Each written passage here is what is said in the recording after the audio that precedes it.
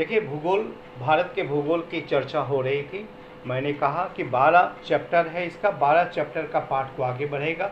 और आप जितने भी श्रोतागण हैं, जितने भी पाठकगण हैं और सचेत जितने सभी दर्शक हैं, सभी से केवल एक ही चीज़ कहना है कि मेरी किताब भी हो, चाहे मेरा मैगजीन हो, चाहे आप जो वीडियो देखने वाले व्यूअर हों, सभी के लिए है कि मैं सभी को एक टॉपिक के साथ, एक सिलेबस के साथ मैंने इसे डिफ़ाइन किया है। तो जैसे पहली चैप्टर में भारत के एक समान परिचय, असमान परिचय को लेके मैंने 4 वीडियो को बनाया था, तो जिसमें 1 चैप्टर था 1A, 1B, 1C, 1D।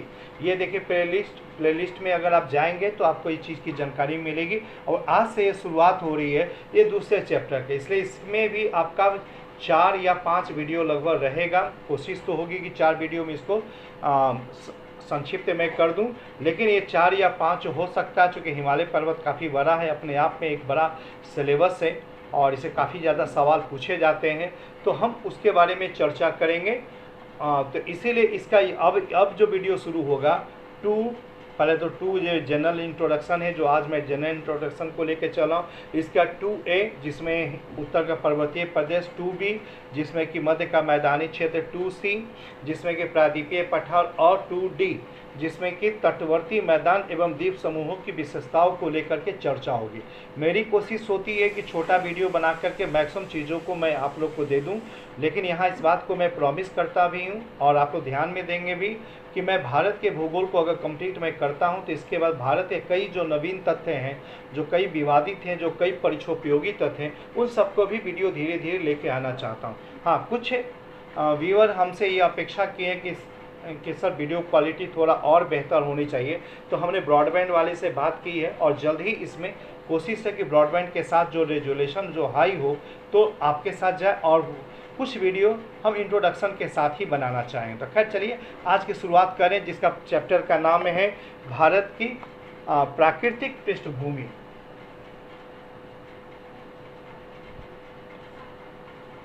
प्राकृतिक पृष्ठभूमि चैप्टर का नाम है, जिसको हम उच्चावच के नाम से भी जान सकते हैं। उच्चावच यानी रिलीफ, जैसा शब्द से ही स्पष्ट है। उच्चावच यानी ऊंच और अवच। ऊंच मतलब ऊंचा भाग, अवच मतलब नीचा भाग। यहाँ एक चीज़ मैं कहना चाहूँगा, संपूर्ण भारत के अगर मानचित्र को अगर आप देखेंगे तो आप देख सकते हैं कितना खूबसूरत यह एक भारत है। और इससे भारत में का जो क्षेत्रफल है वो भारत का क्षेत्रफल 32,87,263 वर्ग किलोमीटर है। और इसका जो सरकार के द्वारा अधिकृत जो आंकड़ा आता है 93 से 94% ही आंकड़ा आते हैं। जो 7% जो नहीं, लगभग 6 से 7% नहीं आ पाता, वो अक्साई चीन और पीओके के संदर्भ में है। इसके अलावा कुछ अन्य मिसिंग क्षेत्र जिसकी जानकारी नहीं मिल पाई है वो भी होता है। खैर फिलहाल मान के चले 32,87,263 वर्ग किलोमीटर। इससे इस बड़े क्षेत्रफल में देखेंगे भारत के बारे में मैं आपको बता दूं कि प्राकृतिक दृष्टि से संपूर्ण भारत को 4 प्राकृतिक भागों में बांटा जाता है, जिसको प्राकृतिक को हम भौगोलिक भी कहते हैं। जिसमें एक चीज़ को समझेंगे, यह जो है उत्तर का पर्वतीय प्रदेश है, ये पोर्शन एक। दूसरा देखेंगे, यह जो है यहाँ से इस रूप में जो आता सेक्शन है, ये जो है प्रायद्वीपीय पठार, जिसको हम सेक्शन कर रहे हैं सी।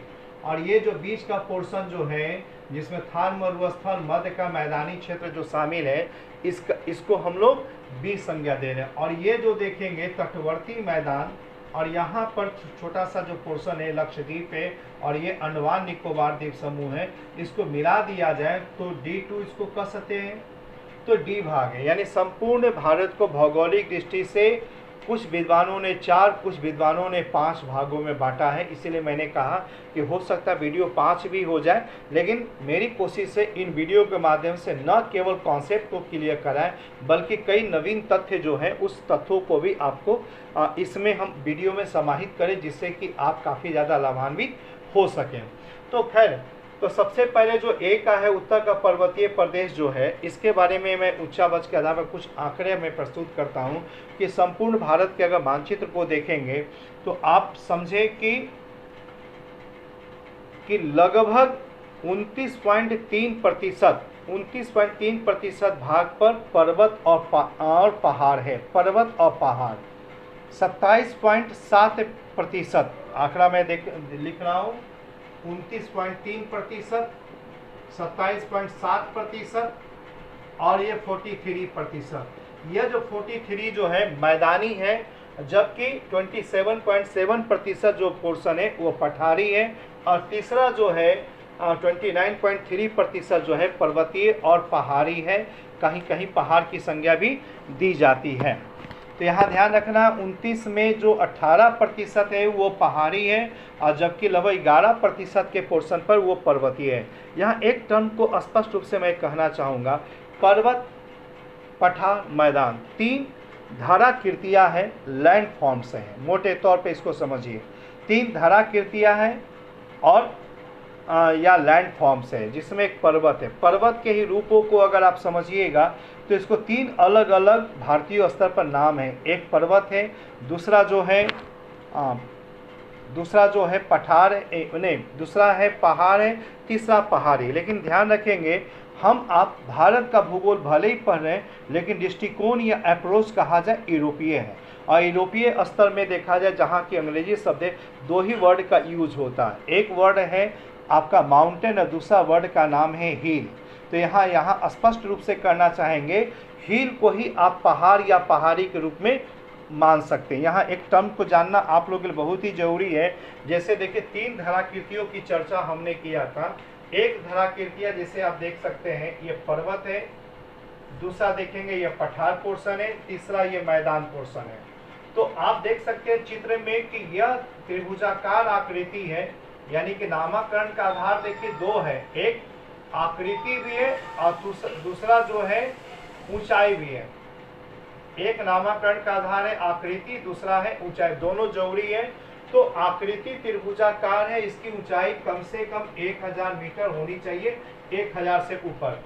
दूसरी चीज है, ये देखिएगा शीर्ष विहीन जो है पठार जिसमें आएगा, शीर्ष विहीन है, और इसकी ऊंचाई जो है वो लगभग 600 मीटर प्लस होनी चाहिए। इसी जो चर्चा होती है, लगभग सपाट है, शीर्ष विहीन है, कोई चोटी नहीं होता, लगभग माना जाता है 150 मीटर की ऊंचाई होती है, लेकिन समुद्र तल से 150 मीटर की ऊंचाई यह मानी जाती है। तो एक शब्द जो यहाँ चर्चा होती है उस बारे में हम आपको बता दिए। लेकिन यहाँ जिस पर्वत, पहाड़ और पहाड़ी की चर्चा हो रही है, तो गौर कीजिए इसी शब्द के बारे में चर्चा हो रही है। अगर कहा जाता है कि ऊंचाई 1000 से कम हो, आकृति सेम हो, तो 1000 से कम हो तो उसी को हिल शब्द कहा गया। हिल यानी कि जिसको हम लोग हिंदी में पहाड़ या पहाड़ी कह सकते हैं, और 1000 से ऊंचा हो, लेकिन दोनों का शर्त यही कि लगभग त्रिभुजाकार आकृति हो और शीर्ष तो बिल्कुल ही हो। तो एक तरह से हम यहाँ पर इसको समझ सकते हैं। लेकिन यहाँ एक लाइन स्पष्ट रूप से करना चाहेंगे कि यह व्यवहार में कई हद तक आप कॉन्सेप्ट देखेंगे, बड़ा कन्फ्यूजन होता है। कई लोग, हमने साक्षात्कार के क्रम में, मेंस देने के क्रम में कई चीज़ों को स्पष्ट हम करना चाहते हैं कि ये एक परंपरा और एक मानक विचार। तो देखिए कि मानक विचार तो बिल्कुल जो हमने कहा कि भारत में जो भूगोल पढ़ रहे हैं या भारत में जो भूगोल पढ़ रहे हैं वो यूरोपीय मानक या यूरोपीय दृष्टिकोण या यूरोपीय अप्रोच के आधार पर शब्द हैं। तो इसीलिए वर्ड तो यहाँ 2 आता है, लेकिन हम परंपरा के आधार पर देखेंगे तो ये कोई इसका कोई मानक या स्केल नहीं बनाया गया कि किसको हम पहाड़ कहेंगे, किसको पहाड़ी।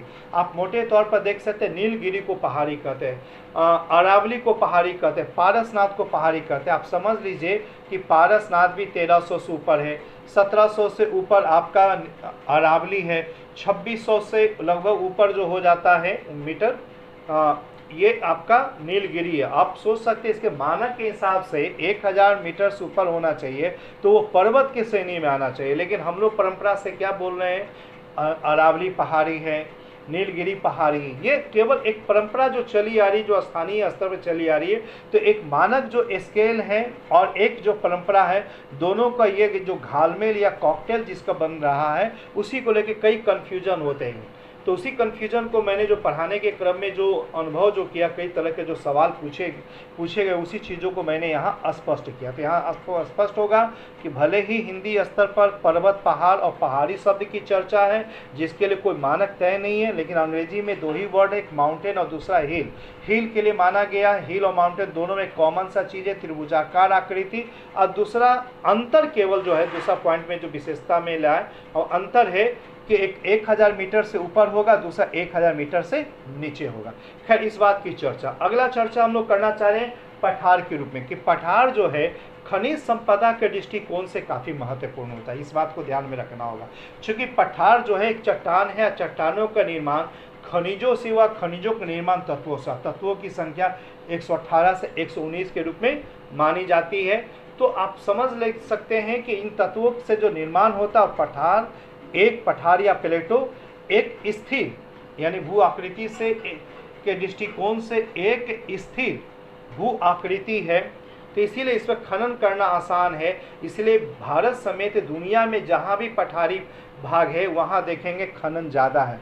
खनन ज़्यादा है तो पॉल्यूशन भी ज़्यादा है और पेड़ पौधे की कटाई भी वहाँ उस रूप में है। तो इसलिए वहाँ की जो अर्थव्यवस्था है वो खनिज आधारित अर्थव्यवस्था ज़्यादा है, और इसे स्थानीय जो है खास पेड़ पौधे के साथ जो निवास करते हैं, जो आदिवासी समुदाय हैं, उनका जीवन कहीं ना कहीं थोड़ा प्रभावित होता है। तो खैर, इस चीज़ को हम लोग समझ रहे। पर्वतों के साथ भी है, ये भी कठोर चट्टान है, लेकिन पर्वत चूँकि अपने आप में एक अस्थिर माना जाता है, इसीलिए जितने भी भूवैज्ञानिक है, पर्यावरणविद है, वो चाहते हैं कि खनन इसमें न किया जाए। क्योंकि खनन करने के लिए जो डायनामाइट जो लगाया जाता है, जिसको विस्फोट कराया जाता है, जिसकी तरंगे नीचे तक पहुंचती है और संभावना बनता है कि भूकंप, और चूँकि अब पहले से अस्थिर है, अनस्टेबल है, उसमें और तरंगे अगर तरंगे वहाँ जाएंगे तो निश्चित तौर पर वो ज़्यादा विस्फोट होने की और ज़्यादा हिलने की ज़्यादा संभावना हो सकती है। इसीलिए कहा था कि हिमालय समेत जहाँ भी नवीन मोरदार पर्वत है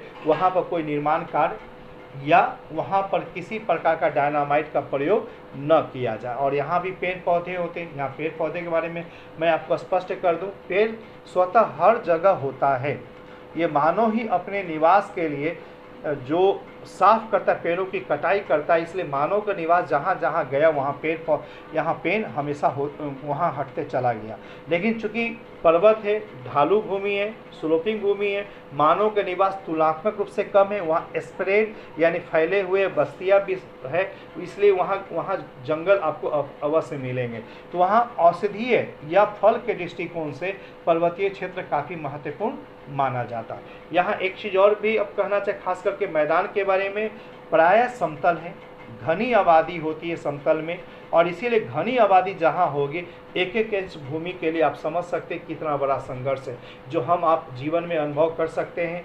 कोर्ट कचहरी का मामला देख सकते हैं, पेपर को देख सकते हैं, छोटी सी भूमि के लिए लोग संघर्ष करें, जबकि इससे कहीं ज़्यादा भूमि अन्य द्वीपों पर भी मिला हुआ है, इसके अलावा पर्वतों पर भी, पठारों पर भी, लेकिन वहाँ विवाद नहीं है, क्योंकि संघर्ष अपने से, पड़ोसी से, अपने बगल से ही होता है। तो ये मैदानी क्षेत्र, जहाँ जहाँ मैदानी क्षेत्र होगा वहाँ घनी आबादी होगी, और घनी आबादी अगर जहाँ हो रहा है तो निश्चित तौर पर उसका कल्चर पर्वतीय क्षेत्र के कल्चर से, मैदानी क्षेत्र के कल्चर से काफ़ी डिफर होगा।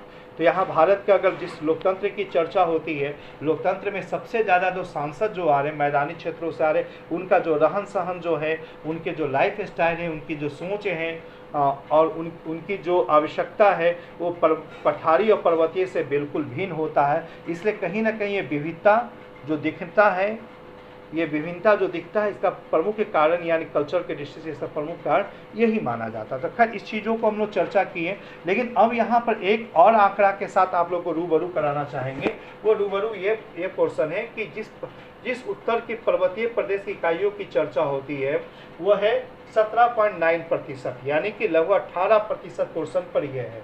उसके अलावा देखेंगे मैदानी क्षेत्र की चर्चा 17.9 प्लस 5.4 थार का मरुस्थल है, 17.9 जो है मैदानी क्षेत्र का, तो लगभग आप समझ सकते हैं कि 23% है। उसी प्रकार पठारी क्षेत्रों का अगर हिस्सा को देखा जाए तो लगभग 49% के आसपास आता है, और तटवर्ती मैदान है वो और और अगर द्वीप समूह की चर्चा अगर हम लोग करें तो 11% से कम ही आता है। तो इस रूप में हम भारत के भौगोलिक स्थिति, ये भू आकृतियों का जो क्षेत्रफल है, इसकी चर्चा हम आप देखते हैं। लेकिन यहाँ एक चीज़ बताना चाहेंगे, एक सवाल है जो आप लोग के लिए काफ़ी जरूरी माना जाता है। सवाल है कि गोदावरी को वृद्ध गंगा क्यों कहते हैं। तो शब्द यहाँ दो है, एक आता है वृद्ध, दूसरा आता है गंगा। दरअसल भारत का जो पोर्शन है, प्रायद्वीपीय पठार है, ये गोंडवाना लैंड का एक हिस्सा। गोंडवाना लैंड पेंजिया का ही एक भाग है। पेंजिया विश्व के वर्तमान में सबसे प्राचीन भूमि, इस पर चर्चा होगी, नेक्स्ट वीडियो में हम लोग इस पर चर्चा करेंगे। तो पेंजिया जो कहा एक इमेजिन था कि आज से 20 करोड़ वर्ष पूर्व जो समस्त स्थलखंड एक दूसरे से, यानी समस्त महादेश एक दूसरे से जुड़े हुए थे, तो उसे सबसे पहले दो भागों का विस्तार हुआ। एक भाग का नाम उत्तरी पेंजिया रखा गया, दूसरा का दक्षिणी पेंजिया। दक्षिणी पेंजिया ही गोंडवाना लैंड था। तो मुख्य भूभाग गोंडवाना लैंड को ही माना जाता है। तो ये गोंडवाना लैंड का एक अभिन्न हिस्सा। तो आप समझ सकते 20 करोड़ वर्ष पूर्व, तो कितना प्राचीनता का समय कब आते हैं। दूसरी चीज़ें, 3 करोड़ वर्ष पूर्व हिमालय पर्वत का निर्माण हुआ। तो आप समझिए कि 20 करोड़ वर्ष पूर्व प्राचीन है या 3 करोड़ वर्ष पूर्व है। तो 3 करोड़ वर्ष पूर्व नवीन है, जबकि 20 करोड़ वर्ष पूर्व प्राचीन है। तो प्रायद्वीपीय भारत पर गोदावरी था और हिमालय की उत्पत्ति होने के बाद गंगा की उत्पत्ति हुई। तो निश्चित तौर पर गंगा नवीन है और गोदावरी उससे प्राचीन है। दूसरी चीज़ ये प्राचीनता के स्तर पर। अब गंगा के स्तर पर देखेंगे, जिस प्रकार भारत के भूमि पर सबसे ज़्यादा बहने वाली अगर कोई भूमि है, बड़ी में भी और लंबाई में भी, दोनों स्तर पर, लंबाई में भी बड़ी स्तर पर, तो गंगा सबसे ज़्यादा है। गंगा का क्षेत्र जो है सबसे ज़्यादा। भारत से होकर बहने वाली में ब्रह्मपुत्र आ सकता है, दूसरा सिंधु आ सकता है, लेकिन भारत के भूमि पर सबसे ज़्यादा जो विस्तार है गंगा का, लंबाई के दृष्टिकोण से, बड़ा के दृष्टिकोण से भी, बड़ी नदी भी। दूसरी लंबी नदी जो है लंबाई के दृष्टिकोण से गोदावरी है, लेकिन बड़ी के क्षेत्रफल के दृष्टिकोण से अगर देखा जाए तो यमुना आ जाती है। तो यहाँ एक चीज़ को ध्यान रखना है कि जिस प्रकार उत्तर भारत में गंगा का विस्तार हुआ और वहाँ एक लाइफ लाइन मानी गई, कृषि आधारित अर्थव्यवस्था हुआ, उसी प्रकार दक्षिण भारत के लिए गोदावरी भी सेम वही कंडीशन आर्थिक दृष्टि से किया। यहाँ आर्थिक ही नहीं, यहाँ हम सांस्कृतिक दृष्टिकोण से भी आप देख सकते हैं कई महत्वपूर्ण पहलू है। खास करके हमारे यहाँ आप देख सकते हैं कुंभ का मेला काफ़ी महत्वपूर्ण है। संपूर्ण भारत में 4 जगह कुंभ का मेला है, जिसमें 2 का संबंध है कंप्लीटली गंगा नदी से, हरिद्वार और प्रयाग है, जबकि तीसरा का संबंध जो है उज्जैन से, और चौथा जो है नासिक यानी गोदावरी के पास है। तो धार्मिकता के दृष्टिकोण से भी आप देख सकते हैं। तो इसी कारण से हम लोग मानते हैं कि दक्षिण भारत की जो गंगा या वृद्ध गंगा जो है वो ऑलरेडी गोदावरी नदी ही मानी जाती है। तो खैर इस चीज़ों की आज हमने चर्चा किया। इसके साथ साथ एक पहलू और भी हम बताना चाहेंगे, जो नेक्स्ट वीडियो को लेकर के मैं चर्चा करूँगा, तो कि पर्वतीय प्रदेश की जब चर्चा होगी, कौन कौन सा राज्य है, कहाँ कहाँ इसका विस्तार हुआ है, क्या क्या इसकी पृष्ठभूमि है, इन बातों को भी समझिएगा। दूसरी चीज़ें महत्वपूर्ण इसलिए माना जाता है कि हमारे यहाँ कई डेवलपमेंट वर्क, खास करके भूगोल को जो हमने 3 भाग में बांटा, पहली बात जो प्राकृतिक भूगोल, दूसरा आर्थिक और तीसरा मानव भूगोल। तो आर्थिक भूगोल की जो चर्चा होती है ना, इसी प्रकृति पर डिपेंड करता है। खास करके दूसरा चैप्टर बहुत महत्वपूर्ण इस रूप में है कि कहाँ पर्वत है, कहाँ पठार है, कहाँ मैदान है। अब इसी के आधार पर अनुमान लगाते हैं कि कृषि कैसा होगा, मिट्टी कैसी है, पहली बात। दूसरी महत्वपूर्ण चीज़ें खनिज जो है, खनिज किस प्रकार का पठार है, चट्टान किस रूप में, उसी प्रकार खनिजों का निर्माण भी, खनिजों की उत्पत्ति या उससे निष्कर्षण को भी हम लोग समझते हैं। इसके बाद जो रोड मैप हम लोग तैयार करते हैं, जिसको DPR कहते हैं, डिटेल प्रोजेक्ट रिपोर्ट करते हैं, इसी के आधार पर तैयार करते हैं कि बेस सरफेस कैसा है। जैसे हम लोग एक छोटी सी उदाहरण देंगे कि जब भारत की नदियों को जो आपस में लिंक करने की जो योजना बनी, जिसका नाम था अमृत क्रांति योजना, इसमें देखेंगे दक्षिण भारत में कई जगह इसमें चीज़ों को जोड़ा गया, कई छोटी छोटी नदियों को आपस में जोड़ने की, लेकिन उत्तर भारत में कहा गया कि ये आसान होगा, दक्षिण भारत में थोड़ा टफ होगा। कारण समझ सकते हैं कि जब 2 नदियों को आपस में जोड़ा जाएगा तो निश्चित तौर पर एक कैनल यानी नहर बनाना होगा, और नहर के लिए जो ज़मीन की खुदाई की जाएगी तो तो जो चट्टान का पृष्ठभूमि जो होगा नीचे, तो उसको खुदाई करना कितना टफ है। जबकि उत्तर भारत में मैदानी क्षेत्र ज़्यादा है, इसीलिए नहरें वहाँ उत्तर भारत में ज़्यादा बनती, दक्षिण भारत में तालाबें ज़्यादा बनती, ये भी आप समझ सकते हैं। इसके अलावा एक पहलू और भी है जिसको हम लोग चर्चा करते हैं कि दक्षिण भारत में रेल मार्गों का विस्तार कम है, सड़कों का विस्तार ज़्यादा है। इसका रीज़न भी क्या है आप समझें। खैर चलिए, इन सवालों का उत्तर हम नेक्स्ट वीडियो को लेकर के आएंगे, और आज इस वीडियो को मैं यहीं पर समाप्त करना चाहूँगा। और हम आप सबसे अपेक्षा है कि हमारे जो वीडियो हैं आप उस पर निश्चित तौर पर कमेंट करें। आप हमसे अपेक्षा रखें कि और क्या हम दे सकें, क्योंकि कोशिश हो रही धीरे धीरे और ज़्यादा वीडियो की संख्या एक दिन में 3, 4, 5 करने का है, लेकिन यहाँ एडिटिंग का भी प्रॉब्लम आता है, इससे समय का अभाव है। लेकिन कोशिश है जब लाइव हो जाएंगे तो निश्चित तौर पर 5 वीडियो एक साथ जारी होगा। आज के लिए इतना ही, धन्यवाद।